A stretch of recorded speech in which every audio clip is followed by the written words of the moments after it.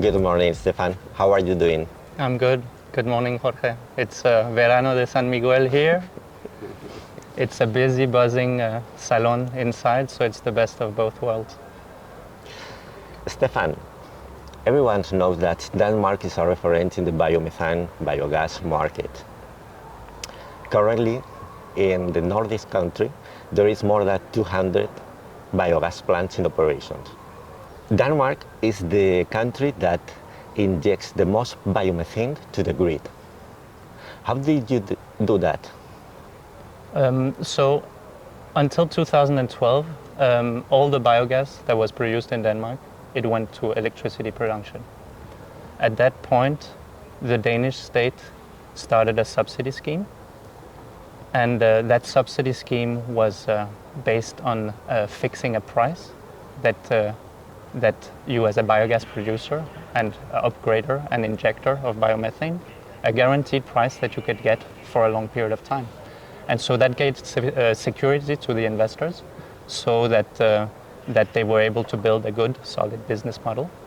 And so technology providers started adapting to be able to supply that solution.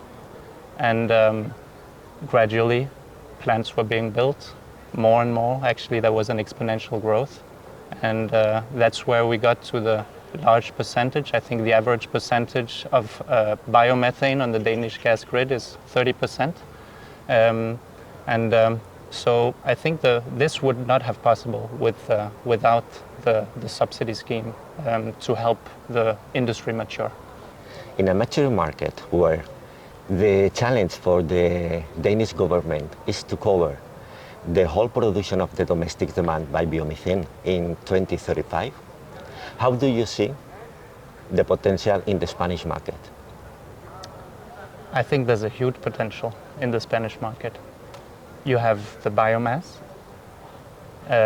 and we see now that there's a willingness from the government to support biogas, and so I think that with the right choices and the good solutions in terms of technology, in terms of biomass, I think we can get very far in Spain. I actually also wanted to talk a bit about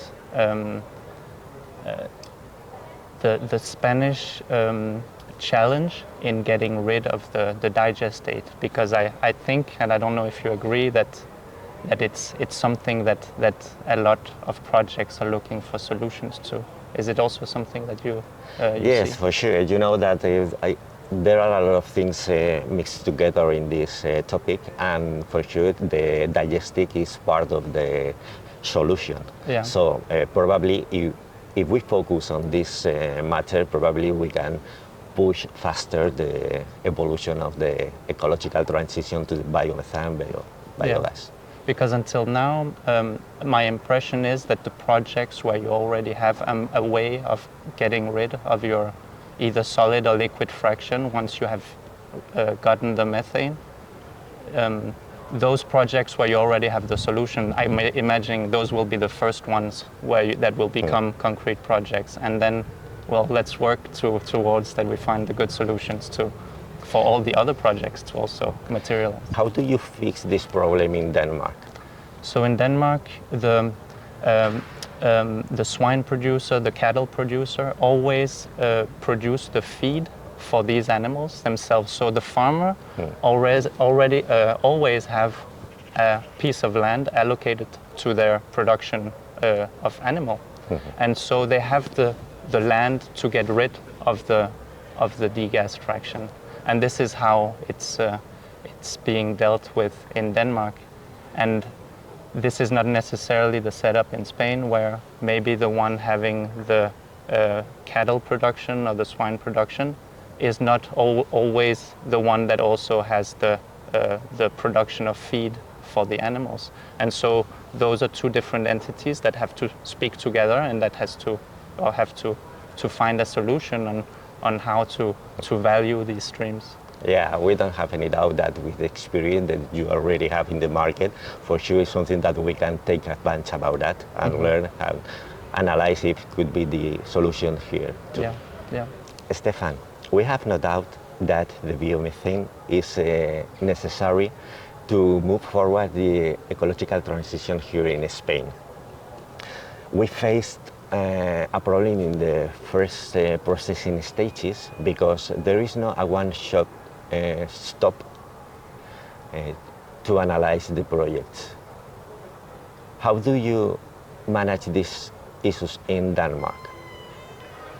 So the situation now is that we have been practicing on this for 10 years, and so the right people and consultants are there to help along the contact in terms of permitting, in terms of supporting the projects.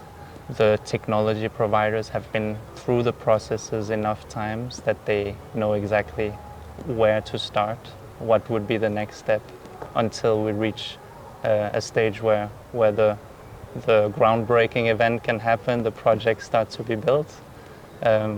So I would say that I can't exclude that there were also issues in the beginning with this. It's before my time in the biogas industry, but I know that the status now is that there's enough that know about the process, because it has gotten time to mature and develop, that there is plenty of support to be had.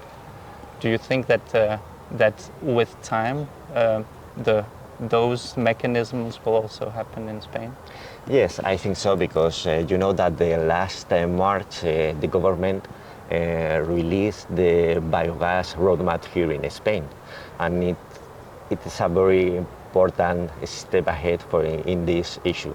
I think all the players are going to talk together about that, and probably this will be one of the issues that we talk at the beginning of the stage. Okay, great. I think that probably there's also some information sharing on that process to be had. We have people and entities that can also help, and they are there to share the knowledge from the mistakes that were definitely made at some point, so that could have been made better. And now that there are other countries that have been going through these processes, why not take advantage of those experiences and make sure to avoid those pitfalls and get to the result maybe a bit faster and more efficiently? Exactly, definitely it not makes sense not to take advantage of this situation with the countries that already are working in this technology. Following with this matter, what do you think would be necessary to technology take off in Spain? I think some good stories to start. Some good projects. You know, that the first projects become successful. I think that would help a lot. That will create something tangible that people can see, they can visit, something that you can read about as maybe a citizen that doesn't know so much about it, so that the public opinion also has a positive view, and that I think will help to also make sure that there will be funds available in the future. So that's one part, and I think that one way of reaching this is making sure to choose technology providers that have done it, that know what they're doing, because I think the risk of rushing a lot is maybe to choose technology or equipment that is maybe cheaper and it has to go quickly, and there's always a risk with this. So I hope that the first projects are well planned and that they become successful with reliable technology. So I think that will be one way of reaching that. Thank you, Stephan. It's been a pleasure to share this time with you. Thank you. See you. Yes, thanks. And it's very exciting for us to be part of the adventure of biogas in Spain.